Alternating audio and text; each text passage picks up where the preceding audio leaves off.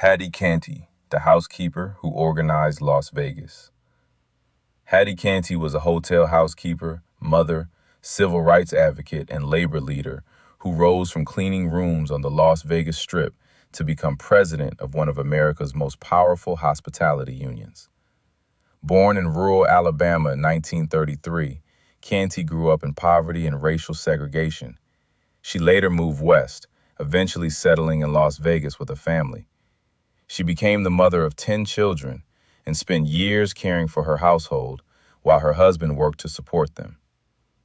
A widow forced to begin again. Canty's life changed in 1975 when her husband died of lung cancer. 8 of their children were still living at home, leaving her responsible for supporting the family alone.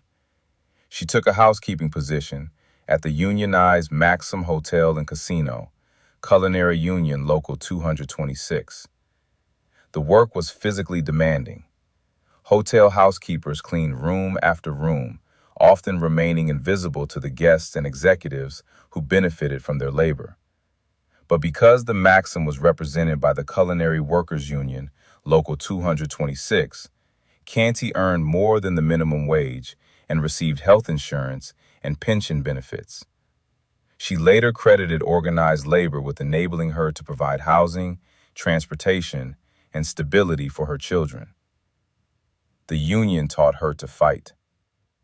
Canty did not remain an ordinary union member for long. She began walking picket lines on her days off, attending meetings, and encouraging other workers to participate. She advocated for better pay for women and demanded that Black workers have access to higher-paying positions throughout the casino industry. Canty understood that the struggle inside Las Vegas hotels was connected to the struggle she had witnessed growing up in Alabama. The labor movement and the civil rights movement, you cannot separate the two of them. For Canty, discrimination in employment, wages, and promotion was another form of the same system that had enforced segregation in the South. In 1990, Culinary Workers Union Local 226 elected Hattie Canty as its president. She became the union's first Black woman and its first guest room attendant to hold that position. She was elected again in 1993 and 1996. Her election represented a major transformation. For years, men in highly visible positions, such as waiters, bellhops, and doormen, had dominated union leadership. Canty brought the voices of housekeepers, kitchen workers, laundry workers, and other employees working behind the scenes to the center of the organization. She helped unite Black, white, Latino, Asian, and immigrant workers whose employers could have divided them by race, nationality, language, or job classification. She taught them that their strength came from standing together. One of the greatest tests of Canty's leadership began on September 21, 1991, when about 550 workers walked out of the Frontier Hotel and Casino after its owners imposed harsh employment rules and halted required pension and benefit contributions. The owners expected the workers to surrender. They did not.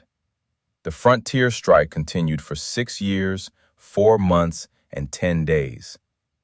During the struggle, union members maintained picket lines despite extreme desert heat, financial pressure, arrests, and years of uncertainty.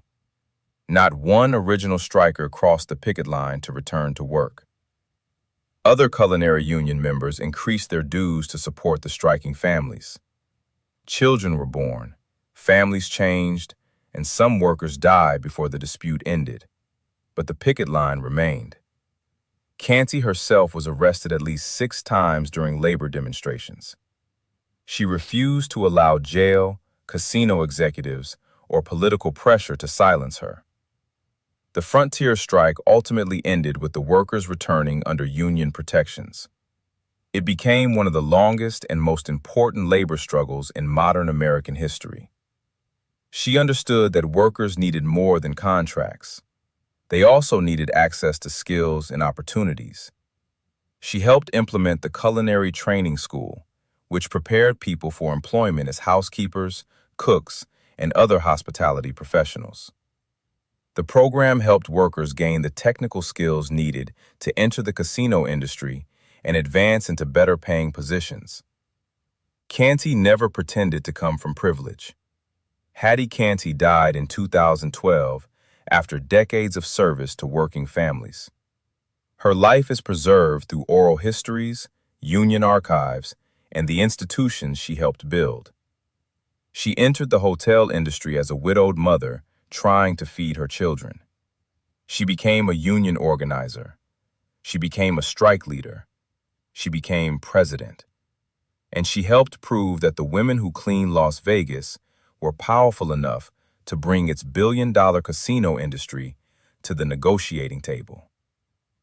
Hattie Canty showed America that the people performing the hardest and least celebrated work can become the strongest leaders of a movement.